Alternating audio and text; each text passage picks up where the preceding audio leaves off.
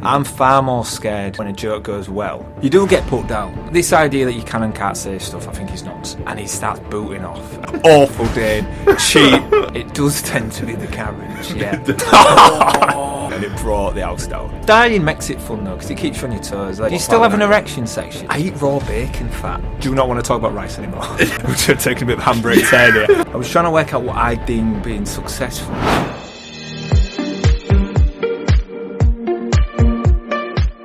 Right, ladies and gentlemen, welcome back to another episode of DaneMellowsTalks. With me today is a very special, very funny guest. So, from Hull What's On New Comedian of the Year, the winner of the Bask in Laughter 2022 finale, he's been called a young Russell Howard with a moustache. Ladies and gentlemen, the up-and-coming comedian Jack McLean. How's it going?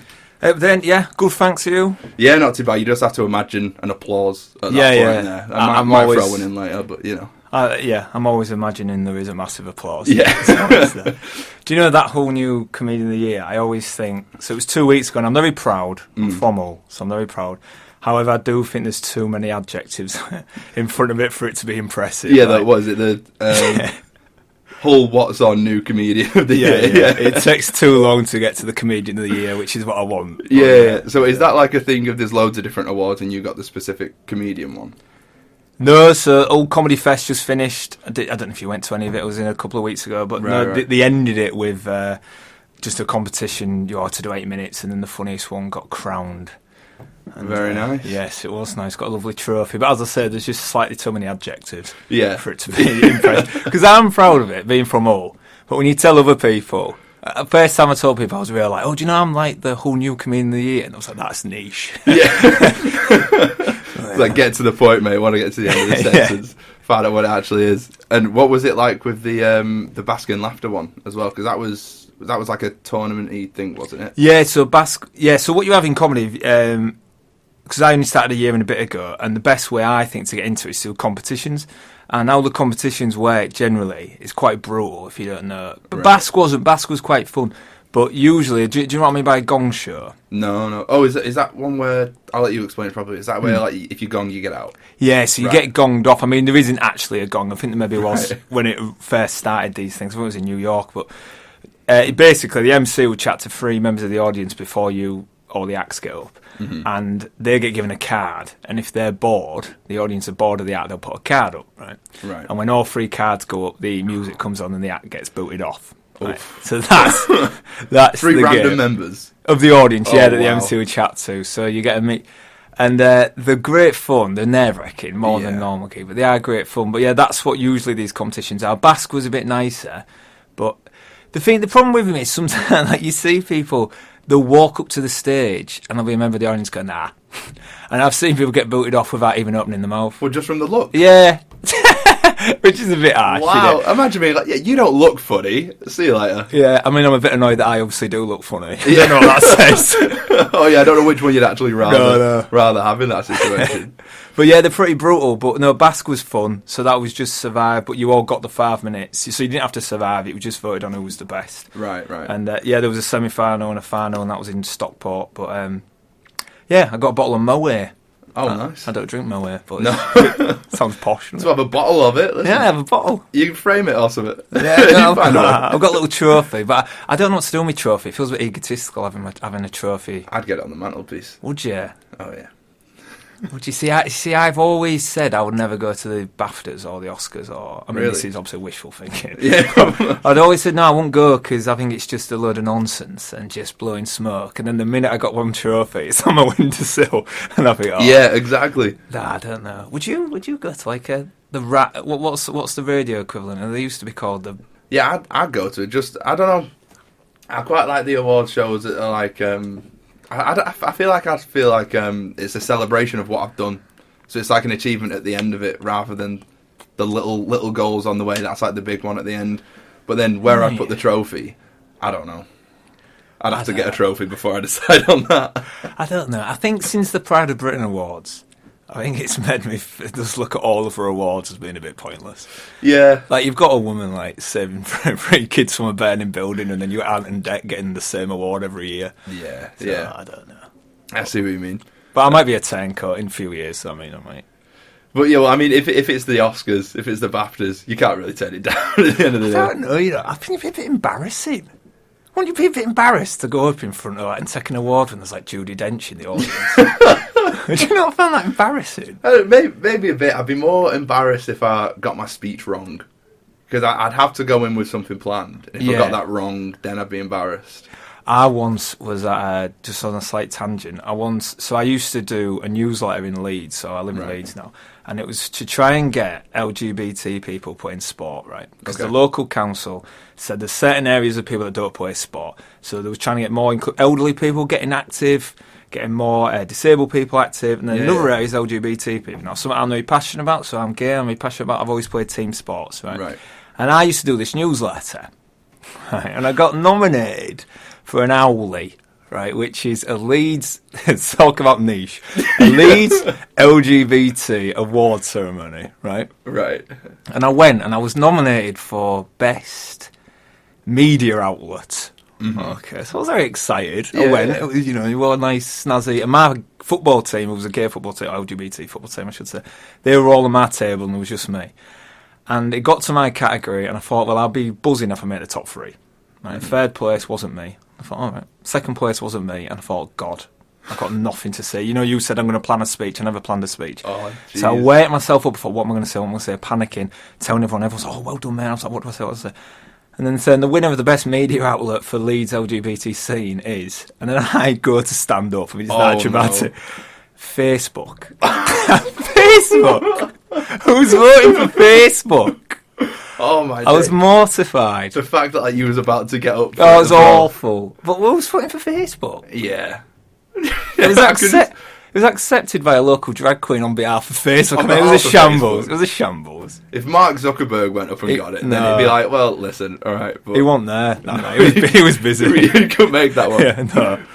So to take it back before all of these awards, all these things that you're working on at the moment, before we get onto that, I wanted to ask you what your childhood was like, which might sound like a bit of a weird question. No, but on all the podcasts that I've listened to, other podcasts with comedians on, there's always something in the childhood that then like links into wanting to do stand-up when they're older. Yeah. Is that the case, or is there... What, because they're all broken? Yeah. Yeah. It is funny, when you chat. It is a bit of a cliche, this, but they do say, like, for every comedian, you just ask which mental health issue have you got, and they all have one. But do I have one from my childhood? I don't know really. I'm a bit worried. I always think this. I always feel like I'm a very sane comic, which makes me feel like maybe I'm just deluded. Yeah. Because do you know One Flew Over the Cuckoo's Nest? Do you know that film? Yeah. With Jack Nicholson, where he thinks he's in a mental institute or asylum, and but he isn't. But he don't think he is, and that's the whole idea. Yeah, that's the whole thing. So maybe I am. But no, me, I come from a very funny family. Okay. All of them. Like, my dad always has jokes. Like, I remember going to cities. I used to go watch Hull City, and my dad would always be on the concourse and chatting to people and telling him jokes. And I'd always have to go stand in the corner because there'd be blue jokes. So I'd have to go stand over there. But no, I don't think so. I got into it. It's not really my childhood, but I got into it after therapy. So, right, okay. So I had therapy because I wasn't very... So I was sound, but I just wasn't very happy. And what I realised was there was something missing, and it was purpose, really. So I didn't really have a purpose. So I'd go to work every day, so I got a full-time job. And it's fine, I like my job, but it wasn't giving me what I want, sort of thing. So then as soon as... Unfulfilling kind of thing. Yeah. I mean, I'm a data analyst for a company that sells photocopiers, Dane. Oh, so I mean, you're making a difference. So and that's actually far duller than it sounds. Right. So so I enjoy it, and I got a good life, great social life, but I just wanted something else. And anyway, did the therapy, and it came back to, Jack, you've always wanted to do it, because from a young age, all my heroes were comedians from a really bizarrely young age. So I just had to go, and I've loved it. And now I can honestly say, touch wood, I've been happy as Larry since. So I think it is, yeah. So you feel like you've found like your calling through therapy with it, and that's made like the link for you to stand up. Yeah, I think I always knew it, but because I used to put comedians, because all my heroes, I used to put them on such a pedestal that I think subconsciously thought, well, I can't do that. Yeah, like way too high up. Yeah, yeah. If you really idolise someone, you can't. it'd be quite arrogant to presume, oh, I'll do what they've done then, because so like at the age of like 6 or 7, I was watching like, I mean, you might not get these references, Dane, but people like the two Ronnies. The two Ronnies? No. Okay, well, you've got glasses which are fairly similar to them. But two Ronnies were big double acts in the 70s and 80s, but they used to have reruns in the morning. Okay. So before school, the only way my mum would get me out of bed was... With that on. Yeah, she'd say, oh, two Ronnies are on, so that's been my way to come down. So that was like a weirdly young age. And people like Buster Keaton, who is a silent movie legend from like... But he used to be really like physical comedy and... Right. So yeah, I've always been into it, but no, there's... I'm afraid there's no breakdown there. I wish there was. I can make one up for you if you want. Yeah, we'll keep it truthful. But like, it's good that there wasn't one. Yeah. But yeah, exactly. So when you say those heroes growing up, is it the ones that you just mentioned then, or is there more like mainstream stand-up comics as well? Yeah, well, two Ronnies were Oh, they probably were mainstream. Yeah, they were massive. My mind isn't. You're just a fool. I'm just out of it. So people like Joan Rivers. Mm-hmm. And when I say, and this isn't planned, I didn't realize I was going to mention Joan, but I mean, I'm a bit of a magpie. Okay. So I'm a bit away. Like I just love shiny things. So I just I just love like pop culture and so Joan, you can see Joan here. So Joan, do you recognise Joan? I do. You do know Joan? Yeah. Nice. So I have loads of these for like Snoopy. I quite like an icon. I think. Right. So yeah, Joan's a biggie. I think Joan's the funniest comedian there's ever been. Right, okay. And she often gets labelled with the funniest female comedian. But a bit like my awards, I think you don't need the adjectives. Get rid of them. Funniest comedian, yeah. Cheers, dude. Yeah. So yeah, I think she's the best ever. But there's plenty of them that I've watched. And who did I see it? Oh, I remember my brother used to take me a lot when I was 13, 14. Used to take me to like when old comedy festival used to be on. I saw a guy called. I saw Jason Manford at All City. What's it called? Town Hall. Okay. Oh yeah. Is that where they hold it? Yeah, they hold a lot of comedy there now. Right. Yeah. Okay, they do it at Old Truck as well. Yeah. I know they did it in Hull Truck. Yeah, but no, it's got quite a good scene as well. Yeah. Well, and all the lads from work are on about trying to get into a Hull comedy night out, and now I've got you, and I'm like, listen, now we need to go on a Hull comedy night out. But so what other heroes are there? Is there any like that are like very, very big that I'd definitely recognise? Okay, so you want current? Yeah. Okay. Yeah. Who do I like? Well, I'll tell you, I saw at Leeds Face Direct Arena. I saw the other week. I don't know what they're getting a plug. So I don't know. But I went to see Joe Lacey. Okay. About 2 months ago, Yeah. and I couldn't believe how good he was. Right. Like was you in stitches with it? Oh, he was unbelievable.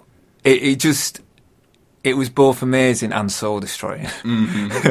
Oh, so is it because you watched that and you're like, okay, that's amazing, but how am I going to get to that level? Nowhere near. Right, okay. Like, not even. What I realised, so I saw Alan Carr as well. Okay. I don't just see queer comics for this. I also saw Alan Carr, and what I realised with Alan Carr, he had mean bits. He's unbelievable. But what I realised with both of them, and this sounds rude, but I don't mean it so, but they're funnier than the jokes. And I think that was the big thing I learned from it. Right. Was that them as a person, they could read, the old thing is read a phone book and it make you laugh, you know. They could just read, and they're just funny. Whereas I spend ages trying to write the perfect joke, and I think they taught me that that's not the key actually. It's the delivery. And who you are, and being comfortable and knowing who you are and how to, like the voice it needs to come through. Because Alan Carr, I mean, he was saying stuff that wasn't... Like, if I said it to you now, you wouldn't even think about laughing, but just because it was his voice and his mannerisms. Yeah. Oh, it was brilliant. Works for him. Yeah, it was brilliant. So. What sort of stuff works for you then? Like, what sort of stand-up do you do? Because I was doing my research, I was doing a little homework. But I found a couple of reels on it and a TikTok or two. But I wasn't finding too much on there, so I was curious about like what type of stand-up you actually go for. Yeah, well, that's the problem with social media for a comedian. So if you're a musician, say, and you get a big hit, then you can live off that big hit for the rest of your life. So you can just, I saw Wheatus at is it still called Asylum? Yeah. So I saw literally there. Yeah. Yeah. So I saw Wheatus at All Uni and when I was still living here, and they've got Teenage Dirtbag.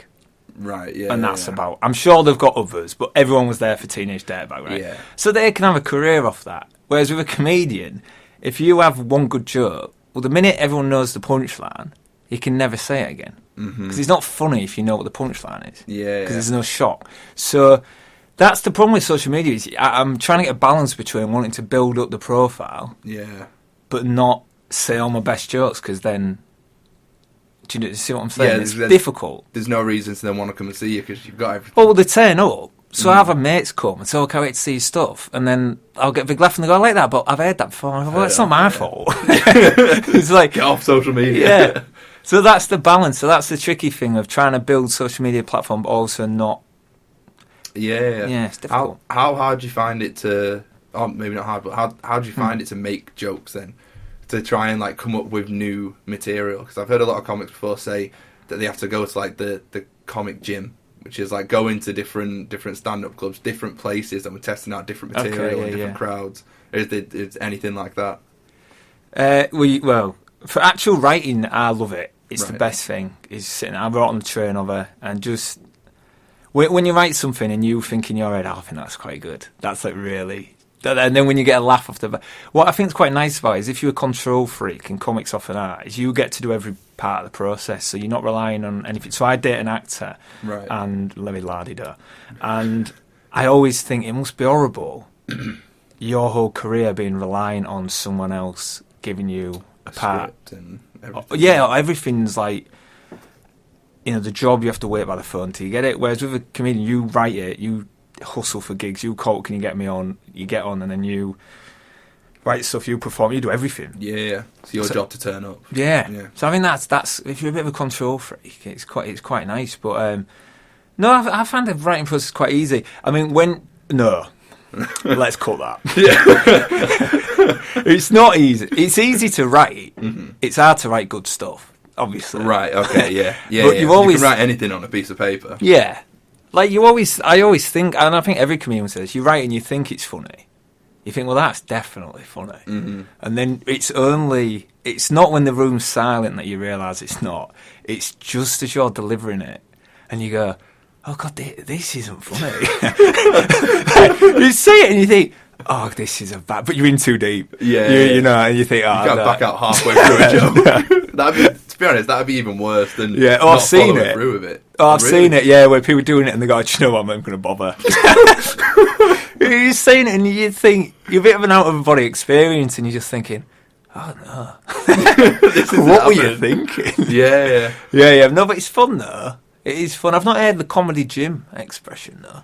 Yeah, I think it was Kevin Hart that I heard say that. Oh, nice. So I think he was on about before he goes to like do the specials and before he goes to take it to the arenas, he backtracks and then goes to like local comedy clubs, and that's his gym. So he does writing process, then the gym to like test it on small crowds, and then goes to his big ones. But maybe in a different way. Do you have people that you test your comedy on? That you like think of a good joke, you ring someone up and just like, listen to this. Or just like, let me talk to you for a minute and let me know if you'd find this funny. Yeah, well, sometimes. So I have two. So I'd sometimes run it past Brad, who's my partner. But the problem with Brad is the most supportive person in the world, right? Which is lovely. Yeah. But you need to be quite cynical. And I could tell him the worst joke ever and he'd go, oh, that's hilarious. He'd be in stitches for it. So he's it's so good. So he's of no use to me. As lovely as he is. But no, I've got my best comedy mate, Hannah. I sometimes run things past her, but she tends to be quite supportive as well. She has sometimes gone, maybe not, which is her nice way of saying that's crap. Yeah. But no, I don't really get scared of. I quite like doing new stuff. I don't get scared of it dying. I'm far more scared when a joke goes well, and then I think next time I'm doing it, I'm thinking, well, if this doesn't go well, the last crowd loved it, so I've just performed it rubbish. Right. So I find it more pressure if a joke works. Whereas if it doesn't work, it feels like a free hit to me. Right, I see what you mean. The weird pressure side of it, that if you get a bit of that bit of success, it's how am I going to follow that up and either match it or take it to another level with it. Yeah, whereas if it's just a complete unknown, it's sort of like, it's a free hit. Do you ever just wing it on stage? Uh, Not like a full set, just little bits, or a full set, but... No, some do. I mean, I do ad-lib if you get a heckler Yeah. or whatever, or you chat, and I've realised I've started to relax the more I've done it. So I'm on 70 something gigs, 77 gigs, so I'm still really new. And I've noticed I've started to relax more and ad-lib more, and that's far more fun. Mm-hmm. I've realised how boring it can be saying the same jokes, even though the crowd love it. I think there's part of me that does enjoy the spontaneity of, especially when you get a heckler, because you get some hecklers. And my first ever one I was at Sheffield. I was in a basement in Sheffield. As you do. What a way to start a story. That's how most gigs are doing. I'll tell you about one in Anvil. Right, I'll come to that. Right, so we had one in Sheffield, and there was a woman there, and she was drunk, very drunk, and there was hardly anyone there. It was a grim night, and but I got a few laughs, and every time I got a laugh, she just responded by shouting at me, "Fuck off." Really? Every time I got a laugh. That's all she said. You could hear her over everyone else. Oh, God, yeah. Oh, God. So it's just, there wasn't enough into it. I mean, all right, when I say laughing, they were chuckling. Right? You could hear her. Muscles in the background. You could hear her. Yeah. And that's how I'm lining up. I've got too many tabs open here, but you've reminded me of another story now. But so yeah, that was the first one, and I remember just being a bit mean to her because she was annoying everyone. She was doing it all night. Yeah. And then I remember being a bit horrible to her and feeling quite bad, but then the crowd loved it.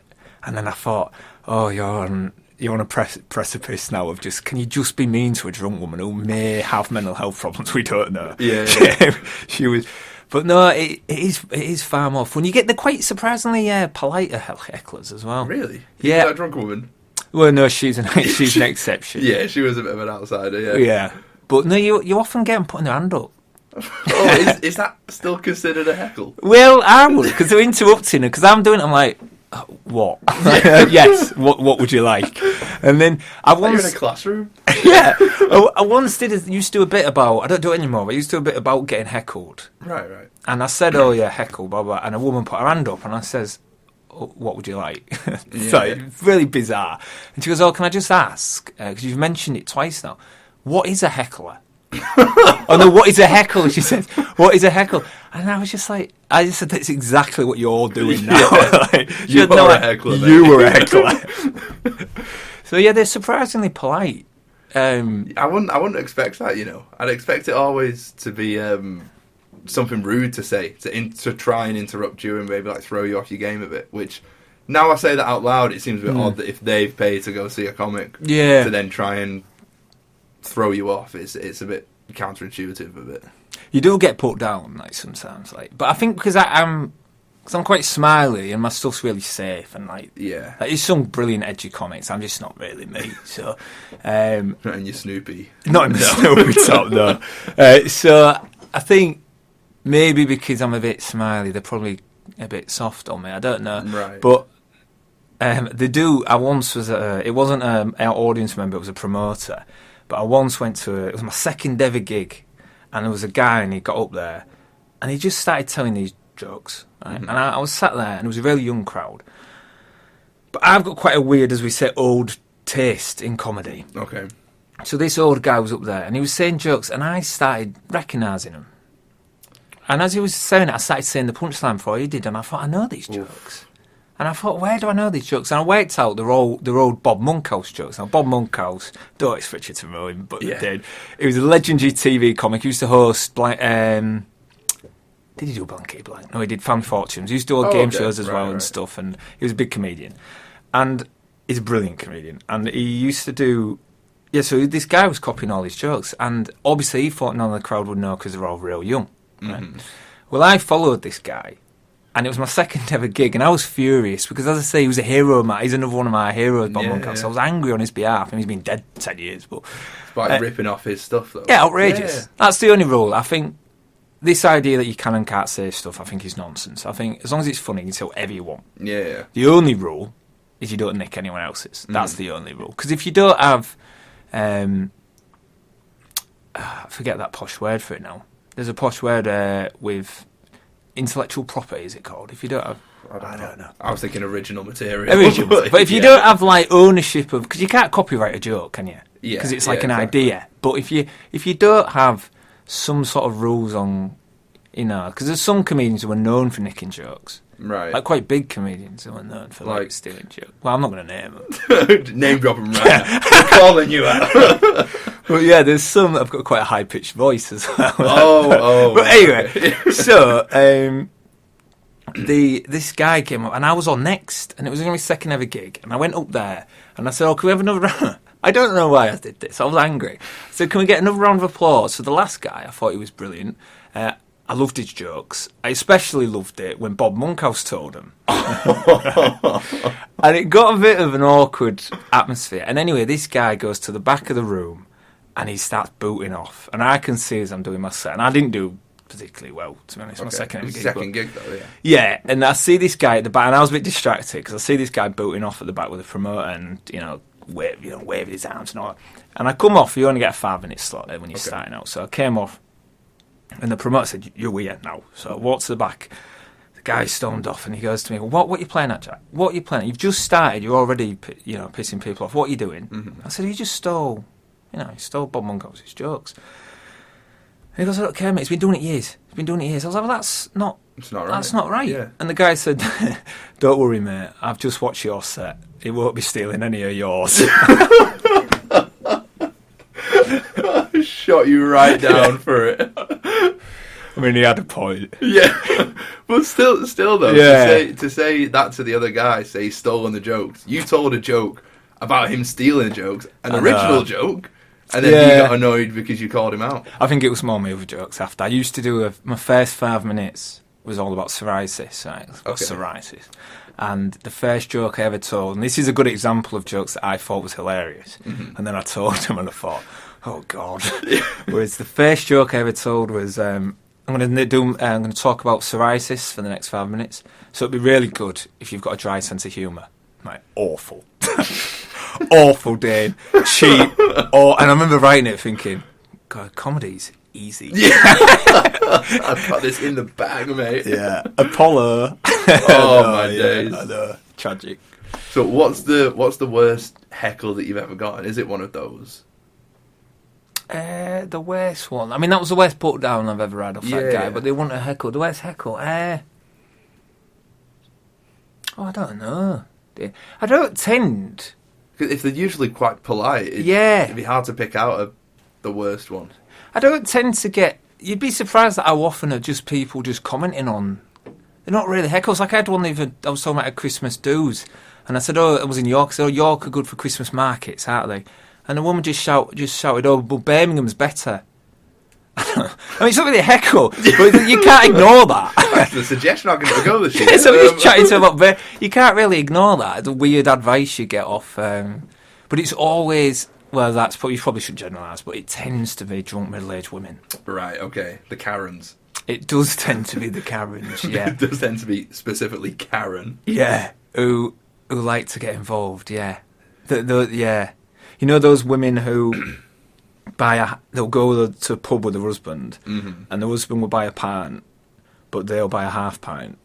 Do you notice that mum? Yeah, I don't know if your mum does this. No, my mum. I've seen them in the pub though. And they'll always buy a half pint, and I always think, why are you pretending that you can't drink as much liquid as a man? It's this weird patriarchal, like, oh no, it's not ladylike. So I'll buy a half pint, my husband will buy a pint because there's too much liquid. Yeah, I can't handle the pint. Yeah. And then next round they'll have a bottle of Pinot. It's like, what are you trying to prove? What are you trying to prove? Yeah. And the thing in me, and this is my dad instilled this in me. Right. I'm not coming at it from a feminist point of view of, if you want a pint, love, you get a... Yeah, I'm obviously not coming at it from a feminist point of view because I just said love. I'm not coming at it from a, like, if you want a pint, you get a pint. I'm more thinking... A half pint is economically not sound. It's not value for money. It's not at all. You're throwing your money away. Just go for the pint. You're throwing good after bad. It's not a good idea. It doesn't make sense. To go back to heckling though, or more like you was talking about before, the reason behind why it's called bombing it. Have you ever bombed it? Oh God, yeah. So I think that's the definition. Because when I first started, I said I couldn't call myself a comedian until I've done 100 gigs. Okay. And you're on what, 70? 77. Right. So I might have So to we revise don't that have intro. Yeah. Never mind. But I revised my my definition when I started, and my definition of what a comedian is now is someone who's done a gig after they've bombed. Right. So if you've ever bombed and then done a gig afterwards, despite that experience, I think you deserve to be called a comedian. Okay. Yeah. Because you've earned that respect from it. Yeah, because I get a lot of comfort in that all of my comedy heroes have all bombed and all died. Mm-hmm. So when I die in some sort of sick, delusional way, my go-to comfort blanket is, oh, now I'm in the same Venn diagram as like Joan Rivers, because she will have died, which is like quite a desperate reach. Yeah. But everyone dies. Everybody dies. Does it seem to happen less now than back when you started? Happens more. Well, no, because I died last week doing the stuff, doing my best stuff. Right. So like when I die doing new stuff, I think, well, like I say, I think fair enough. Yeah. But when you die doing the gold, your guaranteed laughs go silent. It's awful. Oh. It's awful. And do you know what I did? It was terrible. This. The arrogance. I told a joke and I didn't get a laugh, and it always gets something. Okay. And I don't know why I did this. I just sort of tapped the mic, and the guy in the front row just went, "It's on, mate." I don't know. It's so awful because it's like an old thing of, "Is this thing on?" Like, but I didn't mean it. Like, well, I obviously did subconsciously, but yeah. No, it's tough. But did him saying that get laughs? Oh yeah. More laughs than the... Yeah, that's annoying. Yeah, because that would be the soul-crushing part, I think. Yeah. Yeah, I did one in Huddersfield about a month ago, and the room, it was packed, but it was in like a warehouse. Mm-hmm. It was really high ceilings, everyone's spaced out, so not a good... The ideal room for comedy tends to be, people think, a small, cramped... Like, it's a small room, sardine them in. Okay. Like, that's a nice... You know, often why it's in basements and stuff like that. Right. But it was this big warehouse, so it wasn't really good for it. And there was no atmosphere, and it was going fine. It wasn't getting much. And then I said, oh, it's panto season, because there was a bit of interaction. And someone said, oh, no, it isn't, in the crowd, right? Yeah. Cheap. And it brought the roof down. Oh, really? Absolutely. Like, I have been working 10 minutes for nothing, and they come out with that stock line, and it brought the house down. Everyone was in stitches about it. Yeah. But I think what was good, though, is that now I've relaxed more doing it. I would have just been mortified. Whereas I just went mad at them. Like, how dare you laugh at that? I'm here to tell the jokes, not you. Do you know how hard I've been working at that? But then that ends up, like, getting a laugh. But no, it's fun. Dying makes it fun, though, because it keeps you on your toes. Like, yeah. It's not fun when it's happening. But it is quite fun when you win it back round. Like, last Wednesday I was dying. There was no two ways about it. Right. Like, everyone in the room knew. Mm-hmm. And then at the end, I started getting a good reaction. And that feels quite satisfying, because that sort of makes me think that wouldn't have happened when I started. Yeah. I feel like that's progress. You came back from it. Yeah. Do you reckon that'd feel better than doing a full set of Everyone Loves It? No. God bless you, but no. Well, I'm just thinking on the sense of Yes. like, to know that you can bring it back round and you've got that control over the crowd, that if it isn't going as planned, you can then flip it around so it is in your favour. Yeah, I think you've earned your money more, and I think it makes you feel like you're better. Yeah. Because if you get a packed room that are really up for it, and you've got jokes that have worked before, then it isn't...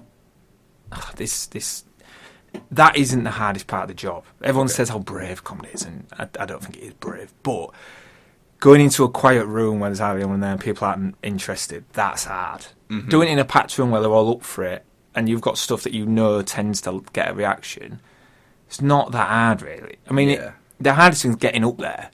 But doing it is... Once you get going, you go. Yeah. But we did one, this is one of my tabs I meant to mention, we did one in a pub in Sheffield called the Anvil. Right? Okay. And I went down like an anvil, that's how well it went. And it was in the main room of a pub, which is always a rule that you don't do a gig in the main room of a pub. Because not everyone wants to have it there, yeah. Because people are there just for a Friday night with their mates, and they don't know they've come to comedy. And they haven't paid tickets, it's free. So like we got money. When you go out to a pub and it's quiz night and you don't want it to be quiz night. Yeah, and you have the guy coming up saying, "Come on, do a quiz." Yeah, no, I'm all right. No, come on. It's I'd rather have a pint, mate. Yeah, yeah.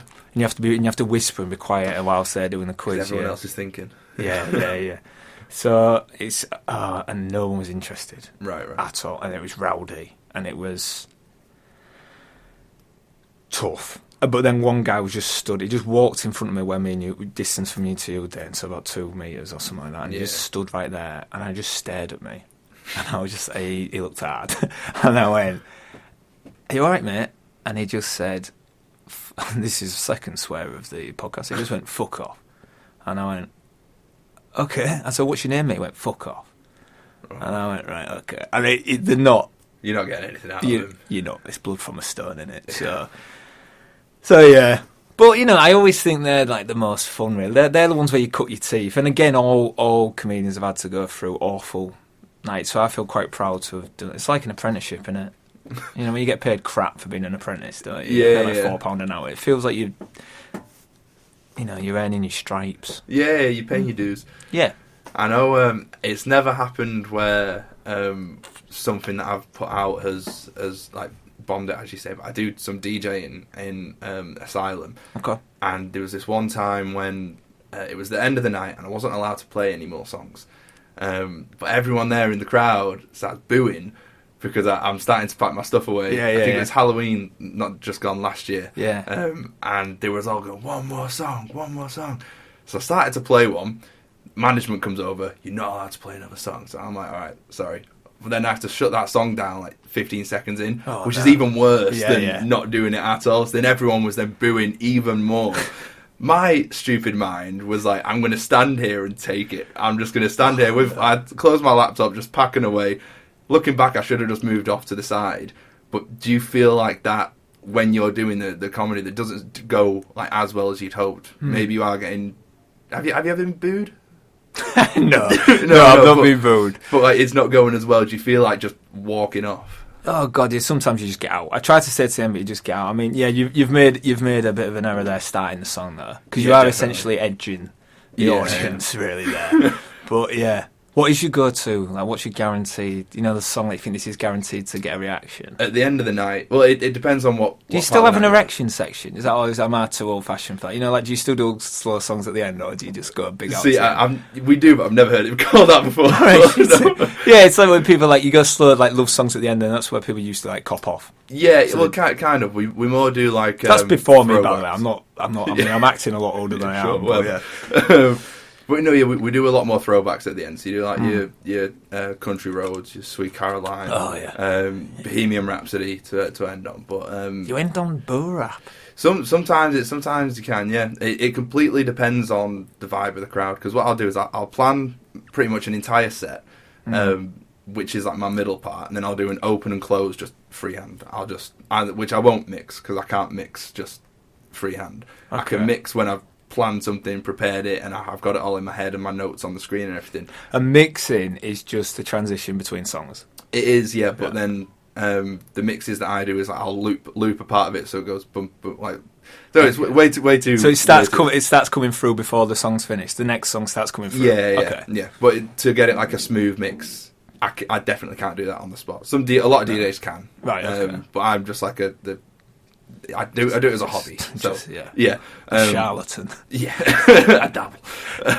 But yeah, so it is still like the end of the night ones are still like the throwbacks that we use. So sometimes it's a bow rap, sometimes it's not a bow rap. How about rolling? Does that still get played? Rolling. I've never done it, but the lad who I DJ with plays a lot more like that.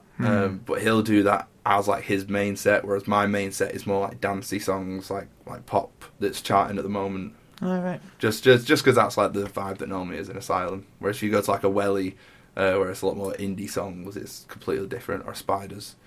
Yeah. Do you go Spiders? I've been twice. Do they still do like the 1am finger food buffet thing?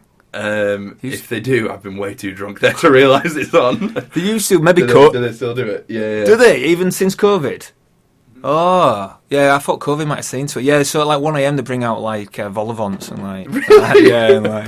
and like sandwiches. And I always noticed that I thought some of the, like, look, we don't all go on nights out to pub, do we? However, if you're in a nightclub, there is going to be an element of that happening.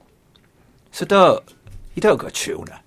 Oh God, Tuna. There's tuna on Yeah, there was a bit of tuna, a bit of ham. I mean, ham's fine, isn't it? Yeah, you can wash them out with a drink. Yeah, but Tuna staying there. Tuna's not budging. Yeah. It's not tuna crunch. I always think, do you know tuna crunch? I mean, we're going down a cul-de-sac here, but tuna crunch I always think is the most bold choice of a sandwich. Do you know what I mean by tuna crunch? No. So it's like tuna, but it's like bits of like raw red onion in it. Oh. Yeah, I know.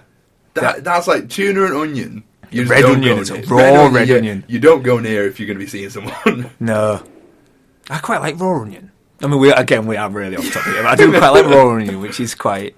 Yeah. And also my Brad, his biggest... My Brad. His biggest ick for me is that... I don't know if I really want this being public knowledge but I've seen you get about 8 likes on your TikTok, so I'm not too concerned. Not many people are going to find out about this, don't worry. So wait for this to like. I eat raw bacon fat. Yeah, and that's going to be it for today. So I do, and I've never thought it was weird. I never considered it to be weird at all. Because people eat like chorizo, that's like raw. Isn't that raw? Is that always? It's not bacon fat. Is it raw? I think it is. Oh, anyway, but yeah, just like I'll peel. Yeah, I know. And Brad's is saying to me like, no, honestly, I never want to see you doing that. Or I mean, he's vegetarian as well. But I don't think that's his issue. Yeah, to be honest. But surely it's not good for you. No, I think pork's quite bad. I think raw pork's quite dangerous. But bacon fat. Well, I don't know. I think like salmonella in it, raw pork. Something like that. I know someone told me that it's the red meat you can eat raw. It's like the chicken that needs to be cooked. I think pork's bad though. I think beef, because you have like beef tartare, don't you? Yeah. Which is that like raw. I mean, it's a bit weird, isn't it? Like, I guess you eat sushi, but no, I hate sushi. Yeah, horrible. Grim. My girlfriend loves it. Horrible. Even when it's not fish. If you have like vegetable sushi. Don't like horrible. It's not for me. No, I don't really like rice. Rice with some things. Like, I couldn't have fajitas without rice. I don't know about rice. I'm on the fence with rice. I used to think it was really boring, and then I realised I only ever had white rice. Yeah, well, I buy those. This is probably my fault, because I buy those, microwavable rice. Like Uncle Ben's. Yeah, but not even that, like Morrison's own brand. Yeah. And then you put it in my microwave, and it just comes out in like chunks of rice. Yeah. So I'm probably not. Not doing rice the justice it deserves, really. No. Well, going from what our partner's like. Do you not want to talk about rice anymore? I feel Is that all you riced out? That's enough rice for me. I do actually. Last thing on rice is my favourite. My favourite pudding's rice pudding. I don't like rice pudding. Do you not? No. I'm all right with rice. But rice pudding, it's not for me. No. Which it was a bit of a weird thing in my family, because my mum always used to make my brother and sister eat rice pudding, but for some reason she just grazed past me with it, and it was just I never got forced for rice pudding. No, well, maybe you've missed out then. Maybe I should start forcing myself to have rice pudding. Yeah, a nice bit of jam on top, lovely. Is it? Yeah, it's nice. Oof. It's nice. It's like a banana and custard. Yeah, banana custard's good. I've never had. We will move on, but I've never had. What's that pink thing that everyone loves that you put in a cup? It's like a dessert. It's pink and you. Angel Delight. Angel Delight. Yes, I've never had it. So I feel like they don't settle well with me. They don't settle well. No. Oh, if they don't sell well, I thought you'd keep an eye on the stock market. Yeah, no, I do as well. Yeah. Yeah, they just don't. They don't stay. No. We'll just keep it as that. They don't stay. Anyway, come on. I feel like I'm taking us away. Yeah. I was just going to ask you about. I know you said you've got a partner, but dating as a comic. So the way I'd envision it is that you'd always be asked, tell me a joke. Yeah. Does that on a date? Or or just like in general, but when you're trying to see someone. Well, I think people ask you all the time, "Oh, you're a comic," or when they find out you're a comic, or whatever, and they'll say, "Oh, go and give us a joke." Be funny for me right now. Which is absolutely mortifying. Yeah. And like impossible as well, because you're not. it's not the forum for it. And people don't write jokes anymore. So I do write some jokes. Right. But jokes aren't very popular. And by jokes, I mean like a proper, like, you know, a man walks into a bar and says to his mate, you know, blah, blah. Yeah. So I can't just break, when someone says, oh, tell me a joke, I can't break into like a 4-minute routine about, you know, like I do about the fact that I haven't really got much of a foreskin.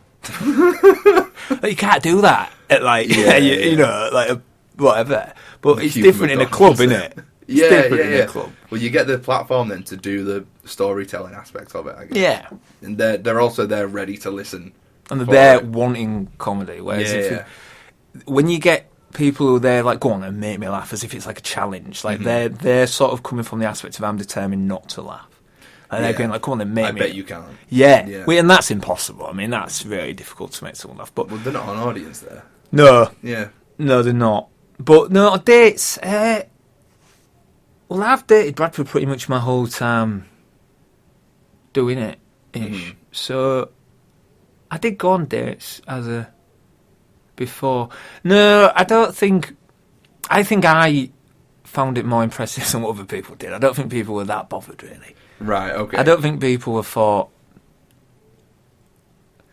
No, I don't think they ever particularly thought it was that impressive. Because I tend to, I don't know how, but I've tended to date extremely good-looking people. Okay. Like way above my station. Right.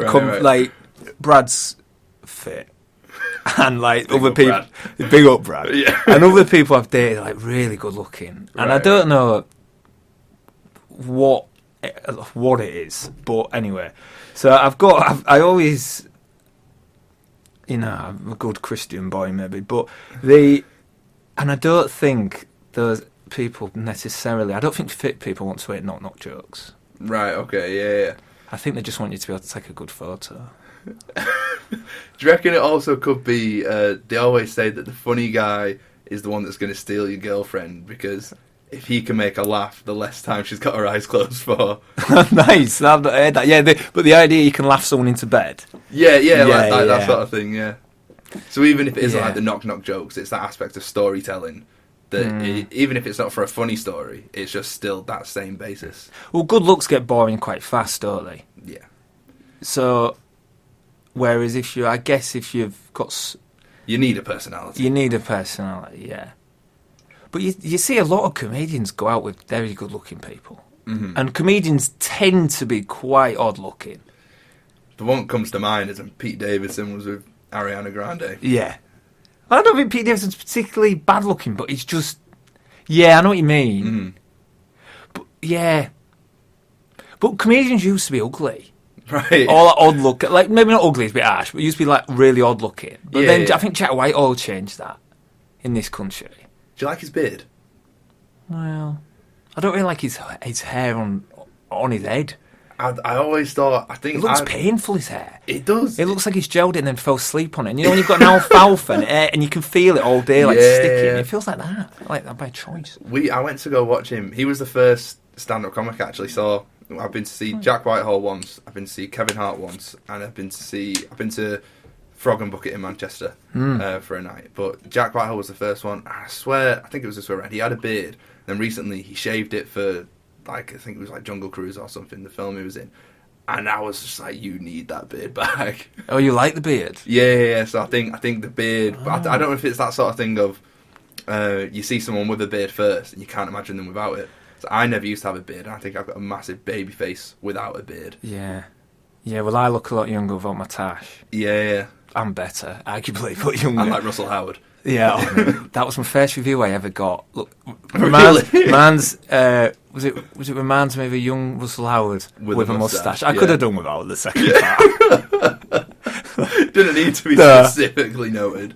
It was, you know, and the first line of it was, and the review was lovely, by the way, really nice and really supportive of me. But the first line of the first review was, McLean is a plausible act. I don't know if that's a compliment. No. I don't know what that means. I don't really know what that means. But the rest of it was nice. Yeah, it was nice. I don't know what it means. I guess plausible means they look like they're supposed to be there. Yeah. Because you look like Russell Howard with a moustache. But if I had sex with someone and after said, "How was that for you?" and I said it was plausible, you'd not be, you wouldn't be happy. You'd be out there straight away. You wouldn't be happy. But no, then Russell, and then people like Joel Dommett, who is just like a model. Yeah. But good-looking people, they shouldn't be funny, really, should they? They don't need to be funny. They don't need to be. As long as they've got a personality, you don't need the comedy. But they don't need a personality. They get what they want. They get whatever they want. But then it is that of good looks run out, though. Well, not run out, but they get boring, like you were saying. Yeah, you need the personality to back it up. Yeah, you do. Because if you don't cash in on your looks at a young age, I always laugh at. Do you know? This is another really modern reference. Do you know who Pamela Anderson is? Yes. Yes. Okay. So she was on Baywatch, and she was stunning, blah blah and all that. And now she's older. She's still stunning, but because she's older and looks is very much a young person's game. She now doesn't really have a job, so she just calls herself an ambassador, but she doesn't say an ambassador of what. She's just an ambassador. Whenever you see her, it says Pamela Anderson, ambassador. Ambassador of what, mate? Of yourself? I didn't know that. And she's just an ambassador. Yeah. If you Google her, it's a bit like if you Google Eva Braun, another great reference. You know Eva Braun? No. Hitler's wife. Oh, okay. Which I'm taking a bit of handbrake turn here, but it always makes me laugh. Because, not that I'm googling her too often, but it has finally become the far right podcast. I did say that to you. What would you expect Eva Braun's description, like her tagline? So if it's a Cristiano Ronaldo tagline footballer, Portuguese footballer, what would you expect Eva Braun? Now we've just told you who she is. Hitler's wife. Right. And her tagline. Well, that would be acceptable. Yeah. Well, you know what I mean. Her tagline is German photographer. And I always think she's got one hell of a PR team to get out of that. The way she shook off Adolf there. Hitler's photographer. No, just German photographer. She's got rid of Hitler completely. And anyway, I've got a bit of a weird obsession with dictators, but this is not the forum. I think. But yeah, she must have a great PR team. Well, going back to Pamela, the one thing that I thought, we're on a first name basis. Pam. Yeah, just, pedo. It's a bit funny, though, that you say, like, now she doesn't have a job with it. Because I think, I know I'm starting this podcast now, but I think a lot of celebrities that grow up and they go a bit older and they move out of the career that they've been growing in, turn to a podcast. And then it's then out of desperation. Yeah. Like when failed football managers become pundits. Yeah, Souness. I mean, I love Souness, but that was a choice out of necessity, becoming a pundit, I think. It's just a weird career shift to think that they was just doing this one thing. It's like when they write books, which is it's like you've done enough in your life to write a book, but not everyone really cares about this one part of your life. If you did it for the entirety of it, then it's like, oh, it's really cool that you've done that and then wrote a book. But it's like, I love the actor, but Chandler from Friends has released a book, and I don't know anything that you've done other than Friends. Yeah. I've not got much to say, but I know what you mean. I think that's I was trying to work out, just to egotistically make it about me. I was trying to work out what I deem being successful, right? Okay. And what I want to be deemed successful, and I think I've realised I want to write a book. But I've also, I mean, this is a desperate plug for anyone, but but I don't know what I'd really have to say, so I feel for Matthew Perry. No, I'm not going to call him Chandler from Friends, because that's demeaning, but because I think that's what I'd want to do. I think a book. Yeah. I don't know what I'd write about, but what's his book about? Is it about his life? So it's like an autobiography for it. Yeah. Because he had quite bad addiction problems. Yeah, like that part would be really interesting, because I know we were saying that you can't watch the show back because he turned up half cut on set, like because I think I saw a video where it was like, this episode I was drunk, this episode I was on I don't remember it. Yeah. So like that side of it would be like really interesting to read and just hear about. He must like to remember all the lines though, and he's not just from Friends as well. I don't want to stick up for Matthew Perry. I've seen it 17 again, and that's it. Yeah, is that the one where it's a football with Ashton Kutcher? Swap bodies. No, it's with. Or is that She's the Man? It could be She's the Man. I've not seen Is it. he in She's the Man? Oh, this is a shambles. We're back on tune. Nice. Get me back to Eva Braun. I know where I am with Eva. But no, I think he was in She's the Man. It could be then, yeah. Or is it 17 again? I think it's a similar concept. The swap bodies. He becomes 17 again. And it's Ashton Kutcher, isn't it? It's who is it? The Troy from High School Musical. Yeah, is that not Ashton Kutcher? I don't think so. Is it? Is that his name? No, it's not. It's the lad. Zac Efron. Thank you. Zac Efron is sort of like the generation below as Ashton. Do you know what I mean by Ashton Kutcher? No. Do you remember Punk'd? Oh no, yeah. He used to host Punk'd. I do know. Yeah. Yeah. And he was married to Demi Moore. Anyway, this is Wikipedia. The Wikipedia podcast. But something that we do to close out the podcast is I've started to ask each guest to ask my next guest a question. Nice. So the last guest had someone I used to do karate with, Hannah Amiri. She's now in Canada doing like fitness TikToks and everything. Okay. Her question to you is, how do you try and project positivity for yourself and others? Oh wow, that's quite deep. How do I project positivity? Yeah. Okay. So I do believe in like the first rule of improv, which I'm not very good at. But the first rule of improv is yes and. Do you know about this? That's the rule. Yeah, you can't say no. No. So every time someone says, so if you suddenly said, and then what did you do with the penguin? And suddenly the penguin's quite nowhere. You can't go, what penguin? I'm in suburbia. Yeah. You have to penguin say, one there, mate. What you want? Yeah. You have to go, oh well, I told the penguin, and play with it. Right? Yeah. And I do think if you live your life yes and, so you always, so like me being here. Oh, so okay, you've yeah. asked me to come do this, I would do it. Yeah. If I'm free, I'll do it. Yeah. And I always think if you say yes to, if you don't want, I'm going down touchy going about consent here. But if you want to do something, you should, or even if you're not sure. Again, this does feel like it could be taken out of context. Yeah, you use your common sense to know what we're if you want to do something, or you think I'm not sure, but I might be tempted. I always think go for it. Yeah. And then that you'll create opportunities and create luck for yourself. Like Michael Owen, there isn't usually this many football references. I don't know how someone become a lad, but Michael Owen used to always say, "You create your own luck. If you're in the box enough, you'll score goals." That was all. It was as simple as that. If you just get in the box, you'll score goals because you're just in the area where you're likely the ball to appear. Yeah. So, sooner or later, it's going to happen. Yeah. So I really believe in that, and I sort of think if you want to be happy, you need to put yourself in positions doing stuff that makes you happy. Mm-hmm.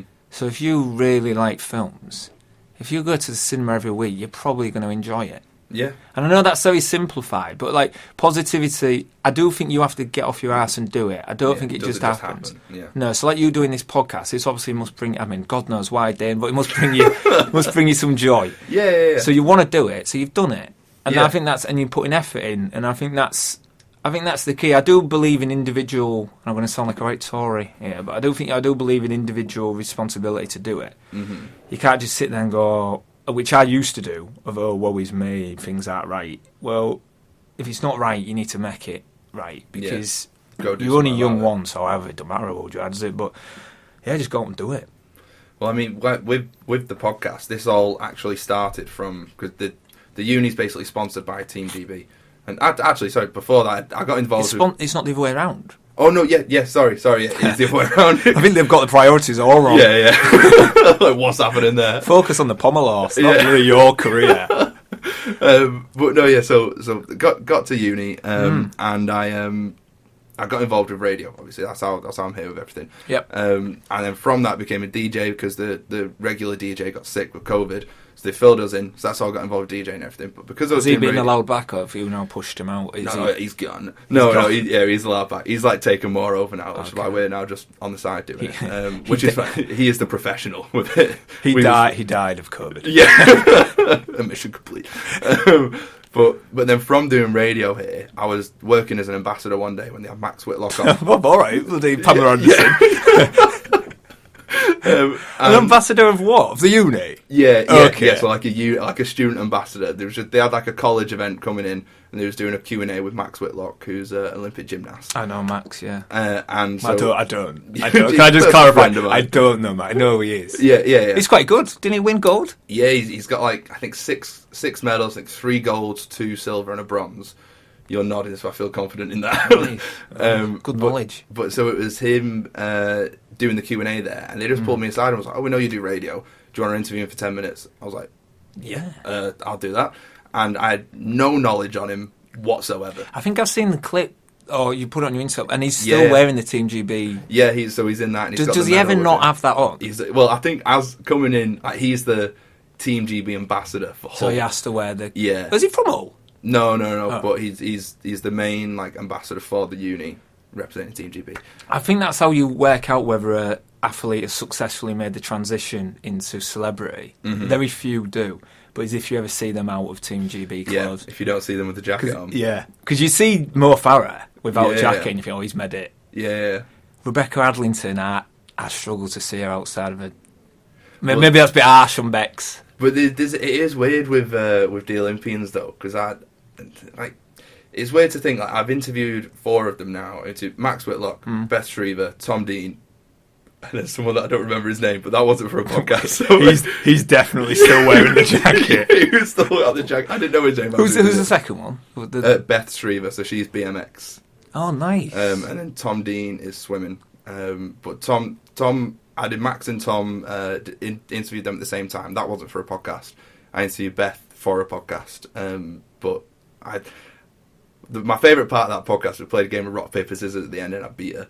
So I'm now the official Olympic rock, paper, scissors gold medaler. Yeah, that's how it works. That's definitely how it works. But yeah, so it was that kind of sense of, because I said yes to that interview with Max, and then just went through it with like not really knowing much about him, but I did the interview and it was like, okay, well, let me see what I can get out of this.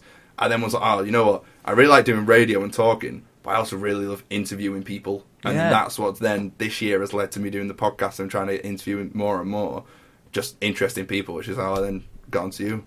Well, I don't remember asking, Dane, but it's good to it's good to hear. Well, it's the stuff of just saying yes to everything. Yes. Is what I'm trying to say. Yeah.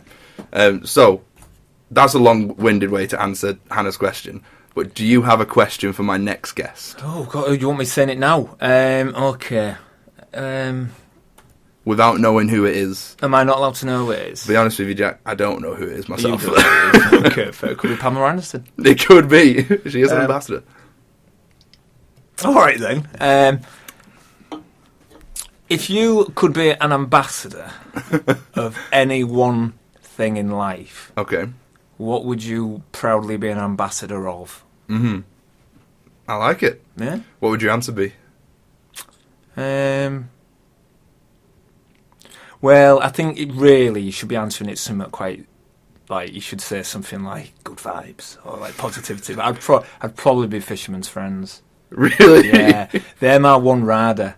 So if I ever did a gig, I'm not at a stage where I get a rider. You know what I mean by a rider? Like a sponsor? No, so riders, like, if you go to a gig and they'll say, yeah, we'll book him, but the agent will say, you can have him, but he has to have 8 bottles of water at room temperature upon arrival. Oh, wow, okay. So, like, you know, it was that whole thing of bands want, like, Green M&Ms. M&Ms. Yes. Yeah. Or, like, Mariah Carey. So, Shirley Bassey is my favourite one. Every dressing room she had, it had to be painted exactly 28 days before she arrived, so that it was still fresh enough that you could tell it's been freshly painted and looks nice, but not soon enough that it still smells of stinks paint. of paint, yeah. Oh, mad. So mine would I'm not there yet, but mine would be Fisherman's Friends. a packet of Fisherman's Friends and some sparkling water. Amazing. Which I think is the ultimate epitome of middle class, really. Sparkling water and Fisherman's Friends, and I'm a bit of both. You love to see it. But that's what it is. So your life goal is now to become an ambassador of sparkling water and Fisherman's Friends. Yeah, well, it's currently Alfie Boe. Do you know the singer Alfie Boe? He's the current... Really? He advertises for Fisherman's Friend, yeah. He has one, and then he can suddenly sing real big. Yeah, so I'm after Alfie's job. Yeah, you're going to take his spot. Yeah. No, yeah. Fisherman Friends advert coming soon. Jack McLean. We'll love to see it. But yeah, thank you very much for coming on. And do you want to plug anything, any like your socials or anything you got coming up, anything you're working on? Yeah, thanks for having me. My main thing, you can find me on, I'm just going to look directly down the camera now because it was a tad intense, at Jack McLean Comedy on Instagram. That's where you'll see all my things. I'm trying to get TikTok going. I'm also thinking of doing something around TikTok and dictators, but I just don't know how popular it would be. Listen, there's a space on TikTok for everything. Yeah, well, they always say write about what you know or talk about what you know. Yeah. And I know a lot about Mugabe. Okay. You know Robert Mugabe? Yeah. And Idi Amin, who was the butcher of Uganda. So I'm thinking, I did a comedy set on it once, and nobody wanted to hear it. So I'm thinking, if I just get it out my system on TikTok, and if anyone wants to see it, they'll find me. And if they don't, they'll just let me do it. Yeah. It'll be buried down at the bottom with all my clips. Yeah. At the bottom of that barrel. Yeah. I won't get cancelled, right? Would TikTok take videos off if I'm like talking about Hitler? Would they let me have Hitler on TikTok? I reckon they would. It depends what you're saying about him. If you're trying to bring him back, then probably not. It's going to get taken all I'm saying is let's have a second listen to this guy. Oh my god. Maybe we didn't give him a fair crack of the whip. No, I'm really into dictators' fashion. Fashion? As in like what they wear? Yeah, I think it's really interesting because they'll often wear different things in different scenarios to tell you different things. Right, okay. Like PR. So Colonel Gaddafi of Libya, when he first started, he wore a suit. And it was all this idea of, I'm taking Libya from this poor country into a modern, and the suit is the idea of modern. But then he changed over time, and so yeah, I'm really interested in that. So I'm gonna do that, I think, and I don't think anyone will care. Is that what you did your diss on? If not, then it should. No, I wish it was. I did it. Do you know? Funnily enough, I did it. Or I wanted to do it on. They didn't let me. I wanted to do it on Court Jesters, which actually is full circle, isn't it? Really? Yeah. But yeah, Court Jesters. It's fair. They'll let you do your diss on anything here. Yeah, they want enough on them. Right. Yeah, well, you need that. Like the reading behind it. I did a degree in history. We should say. Before. I forgot with that part wasn't actually on the podcast. No. They don't need content. No one's watching. they all clocked off at the rice part.